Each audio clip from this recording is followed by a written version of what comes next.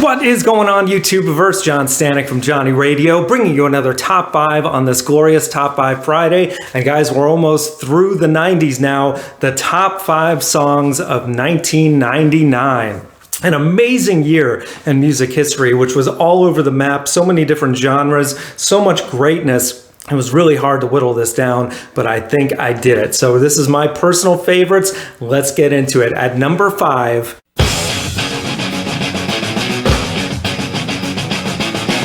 Guerrilla Radio by Rage Against the Machine from the Battle of Los Angeles, which is my personal favorite Rage album. This is the second track on the record, and I think the best. I mean, just right off the bat, one of Tom Morello's greatest and most catchy riffs, that do-no-do-no-do-no-do-no-do, and the way Brad Wilk kind of like is just hitting the snares to build into it. And then, of course, you know, Zach De La Rocha spitting fire, as he always is, throughout, some political lyrics, some just overall just great raging lyrics, and yeah, the chorus, so great. You just want to raise your fists in unison and sing it. Lights out, Guerrilla Radio.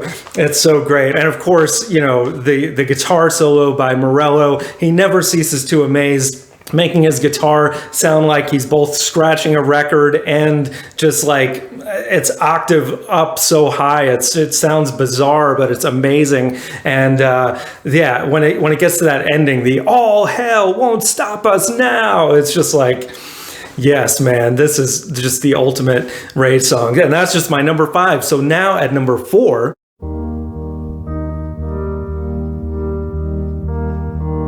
As You Are by Travis from the album The Man Who, going the complete opposite of Rage Against the Machine. This is a very subdued kind of, I guess you would call it maybe indie pop or Brit pop. They were coming off the heels of kind of where Radiohead was starting to go a little in another direction.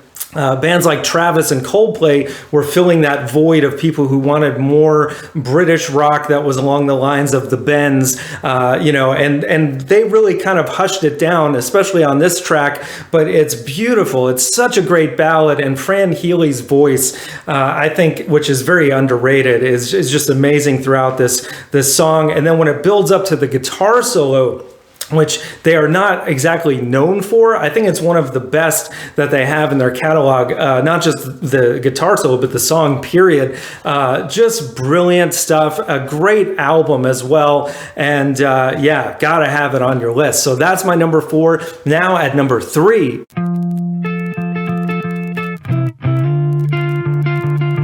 Scar Tissue by the Red Hot Chili Peppers off of Californication. What a monumental album this was. Great comeback for the band. And this was the first single that was released. Really cool music video as well, with the band, you know, looking like they had all been in some kind of fight, rolling down the highway in an open convertible. And John Frusciante, man, making the biggest maybe comeback in all of music history, really leading this whole album. But this song in particular, those very simplistic but just beautiful guitar solos, there's multiple on this track, really, I think, give it the whole vibe. And it's really nice to hear. It's almost not quite a ballad, but for Red Hot Chili Pepper standards, you know, it's taking it down a step. It's not, you know, give it away, like in your face. It's more like in between Give It Away and Under the Bridge, that kind of vibe. And it's just one of my favorites. So that's at my number 3. Now at number 2.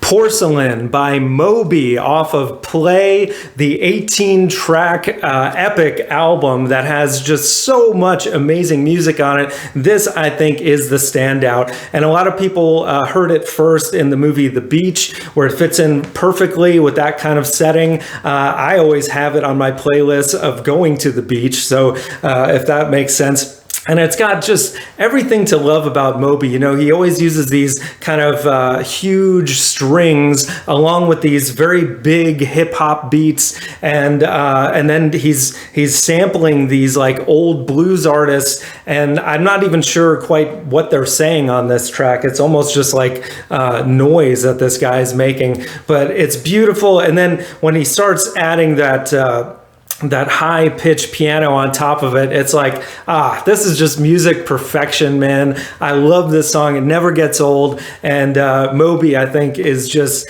late 90s, early 2000s. Like, he was one of the most innovative musicians out there. He hasn't quite lived up to that since then, but this, I think, was the pinnacle of what he could accomplish. And that's just my number 2. Now at number 1,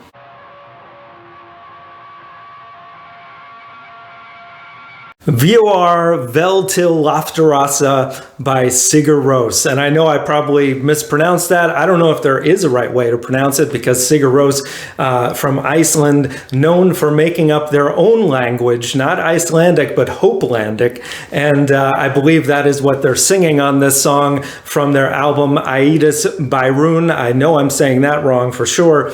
But man, what an album, what a band.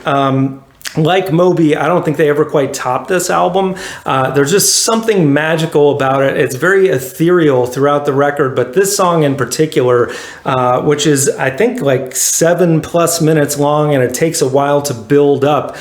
It has one of the greatest build-ups in all of music history, in my opinion. It's got just this very simple piano melody that it doesn't seem that impressive, but then as the song keeps building, and then towards the end of it, he brings in that amazing sound of playing the electric guitar with a violin bow, which makes it sound so huge. Then other things come in with the drums, the orchestra.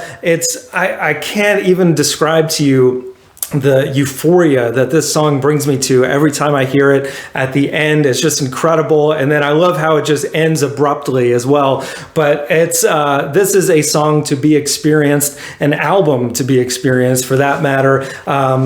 So if you haven't heard much of Sigur Rós, definitely check it out. But that is my top 5, guys. Let me know in the comments below what your top 5 would be. And if you're so bold, leave me a top 10. I mean, there was so much great music in this year. I couldn't believe that Fiona Apple, I didn't get to fit on my list. Amy Mann had some great songs that year as well.